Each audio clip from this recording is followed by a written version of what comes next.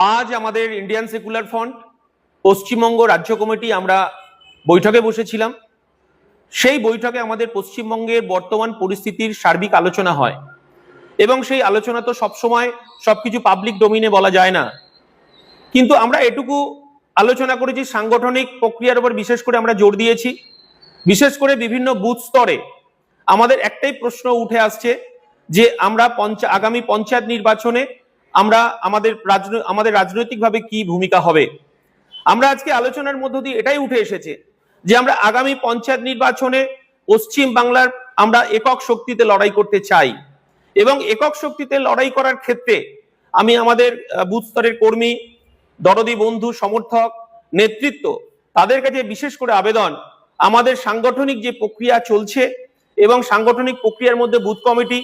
এবং আমাদের পঞ্চায়েত কমিটি এবং আমাদের ব্লক কমিটি যেভাবে গঠন হচ্ছে সেই প্রক্রিয়া আমাদের নিজস্ব একক শক্তিতে আমাদেরকে চালিয়ে যেতে হবে। এবং সর্বোপরি আমাদের আরেকটা বিষয় যেটা বারবার উঠে এসেছে যে জোট প্রক্রিয়ার ক্ষেত্রে আমাদের দলের চেয়ারম্যান নওশাদ সিদ্দিকী তিনি বারবার আমাদের রাজ্যের বামফ্রন্টের চেয়ারম্যান শ্রদ্ধেয় বিমান বসুকে চিঠি করা হয়েছে 3 বার এবং ওখান থেকে আমাদের কোনো সদুত্তর আসেনি। তাই আমরা যেটুকু ভেবেছি, যেটুকু আমাদের সিদ্ধান্ত নেওয়া হয়েছে যে পশ্চিম বাংলায় জাতীয় কংগ্রেস তারা তার মতো সাংগঠনিক প্রক্রিয়া চালিয়ে যাচ্ছে প্রত্যেকটা বুথ স্তর থেকে। আমরা আরো লক্ষ্য করছি যে ভারতের কমিউনিস্ট পার্টি, মার্ক্সবাদী তারা তাদের মতো বুথ স্তরে মানে কমিটি গঠন করছেন এবং অন্যান্য বামপন্থী দল তারাও এই একই প্রক্রিয়া চালু রেখেছে। তাই আমাদের পার্টিতে সিদ্ধান্ত হয় যে পঞ্চায়েত নির্বাচনে একক শক্তিতে লড়াই করার জন্য আমাদের প্রত্যেকটা বুথ স্তরে আমাদের কর্মী, সমর্থক, নেতৃত্ব, দরদি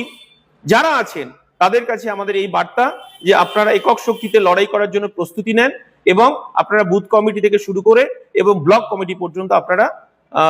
সেই প্রক্রিয়া চালু রাখুন। 2026-এর বিধানসভা নির্বাচনের পরবর্তী পরিস্থিতিতে আমরা বামফ্রন্টের চেয়ারম্যানকে আমাদের পার্টির শ্রদ্ধেয় চেয়ারম্যান পীরজাদা নওশাদ সিদ্দিকী 3 বার চিঠি দিয়েছেন যে এই পরিস্থিতি আলোচনার প্রয়োজন আছে, আলোচনার দরকার আছে,